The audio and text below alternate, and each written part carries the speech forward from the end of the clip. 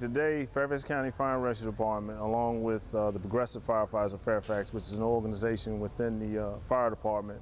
Also, we're partnering with Apple Credit Union and the Gum Springs Rec Center to give kids free haircuts today.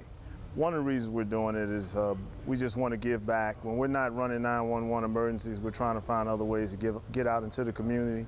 Well, I think it's very important to be out in the community as firefighters. The men and women, a lot of kids look up to us for one.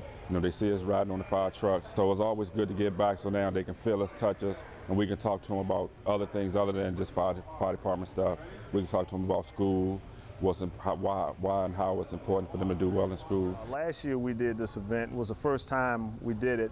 We did probably over 100 haircuts, which was awesome. It was supposed to be a one-time event, like a lot of things the department does. And 10, 15 years later, we still doing them. The backpack drive, coat drive, toy drive. So the haircut event will probably be an annual event. This Thursday, August 30th, we'll be giving out backpacks to about 40 to 50 schools throughout Fairfax County and parts of Alexandria. A lot of folks always ask us in the fire department, why do you all do the haircuts, the backpack drives, the toy drives, the coat drives? Why do you do it? First of all, one of the things I say to them is, why not? I was one of those kids growing up who didn't get a chance to get a new haircut for school.